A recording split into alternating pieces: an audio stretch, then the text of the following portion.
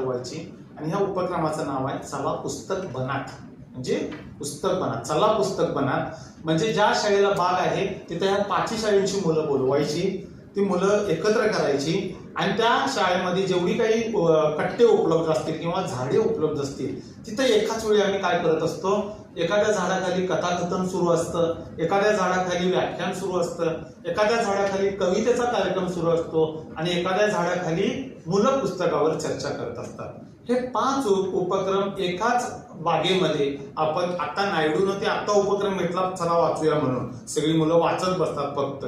पण आमच्यात कसं आहे 5 उपक्रम एकाच बागेमध्ये सकाळी 8 वाजता मुलांनी यायचा, आपला डबा घेऊन यायचा. त्या बागेत आल्यानंतर ज्यांना जिथं जॉईन व्हायचं आहे तिथं जॉईन होऊ शकतात. कुणाला कथा ऐकायची असेल तिथं जा, कुणाला व्याख्यान ऐकायचं असेल तिथं जा, कुणाला कविता सादर करायची असतील तर तिथे जा. हे 5 ठिकाणं तुम्ही बदलू शकता मुलांची.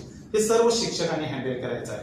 आणि त्याच वेळी ज्यांच्याकडे चांगली पुस्तकं असतील ती पुस्तकाचं तिथं दालन भरवायचं आहे. ती पुस्तकं सुद्धा मुलं दिवसभर चालतील. हे दुपारपर्यंत कार्यक्रम घ्यायचा, दुपारी लंच ब्रेक द्यायचा, मुलांनी आपापला डबा एकत्र येऊन खायचा बागेमध्ये तिथंच. तो डबा खाल्यानंतर दुपारनंतर आम्ही काही बाहेरचे मान्यवर बोलवायचो.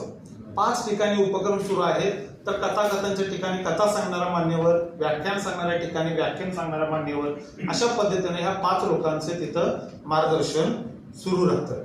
मग संध्याकाळी 4ला या सगळ्यांनी परत एकत्र यायचं आणि ज्यानं त्यांना आपला दिवसभराचा अनुभव इतरांना शेअर करायचा. हा असा चला पुस्तक बनात नावाचा उपक्रम दिवसभर मुलांना वेगळा आनंद देऊन